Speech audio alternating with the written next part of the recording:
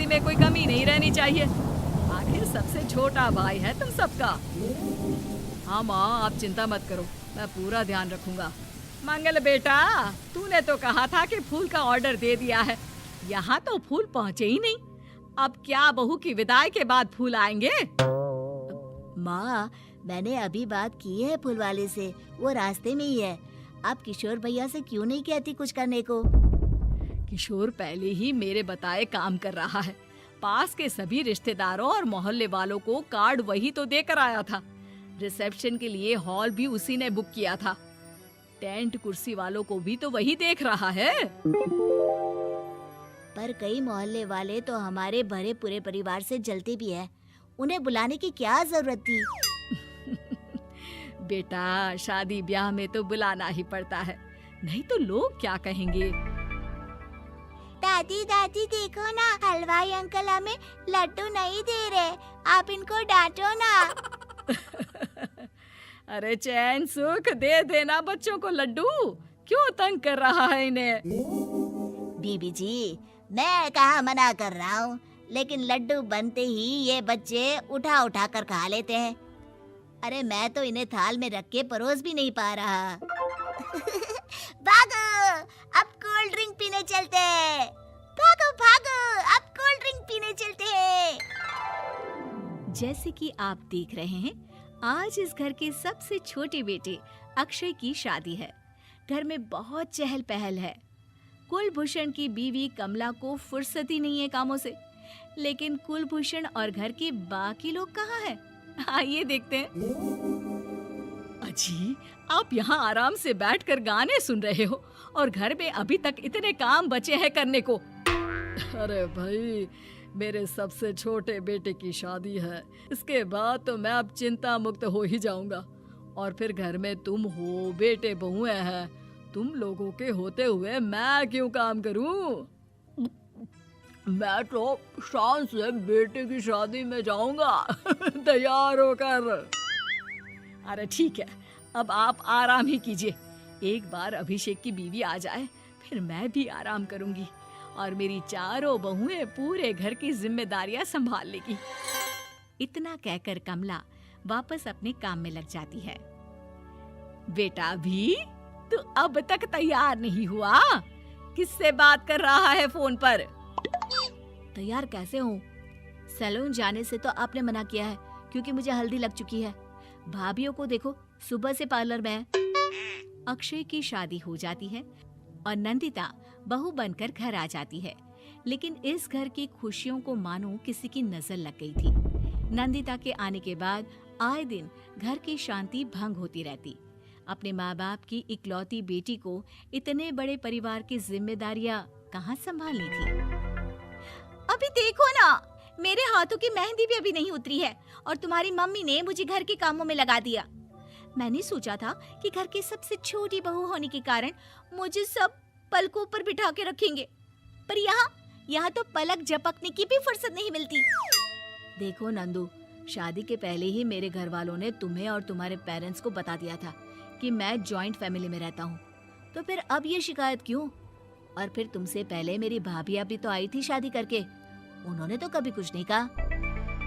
नंदिता तब तो चुप हो जाती है, लेकिन ऐसा बहुत दिनों तक नहीं चलता। अरे नंदिता, माँ बाबूजी की दवाई का टाइम हो गया है, उन्हें दवाई दे आओ और उसके बाद सबके लिए नाश्ता बना देना। पर भाभी, मैं तो अभी अपना फेवरेट सीरियल देख रही हूँ। प्लीज मेरी जगह आप कर लो ना ये काम।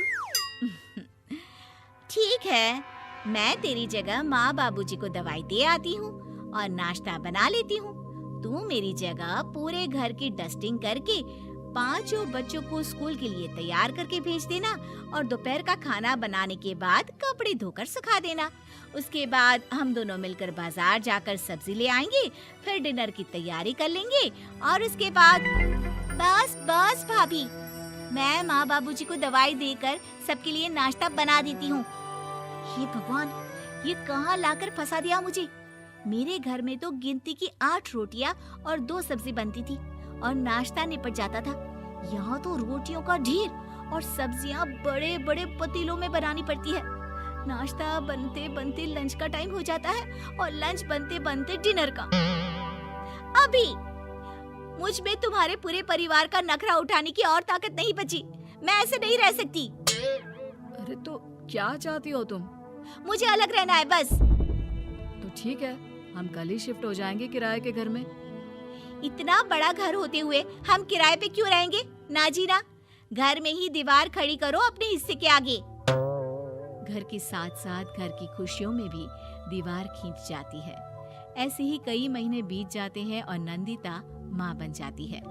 बच्चे के आने से अभिषेक के कंधों पर खर्चों का बोझ आ पड़ता है।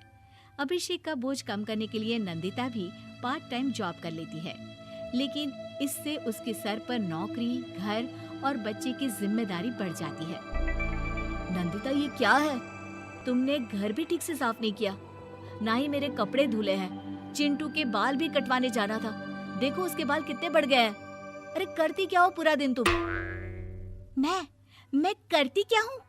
तुम्हारा नाश्ता और लंच बनाने के बाद चिंटू को डे केयर सेंटर पर छोड़ कर आती हूँ, फिर खुद ऑफिस जाती हूँ। पूरा दिन काम करके आने के बाद बिना आराम किए बाजार से सब्जियाँ लेकर आती हूँ, घर आकर खाना बनाती हूँ, चिंटू को देखती हूँ और क्या करूँ मैं? अरे तो किसने कहा था अपने सर पर इतने काम लेने को? मत जाओ ऑफिस। ऑफिस जाए बिना घर के खर्चे कहाँ से पूरे होंगे?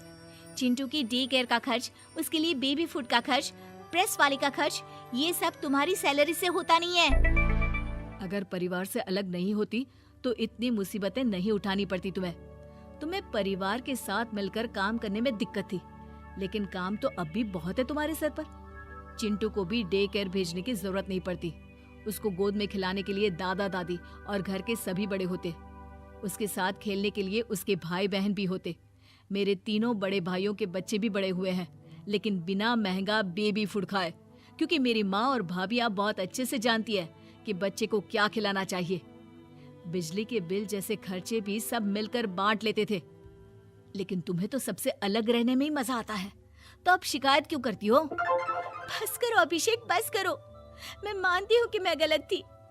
मेरे एक गलत फैसले ने हमें बिल्कुल अकेला कर दिया है सबसे।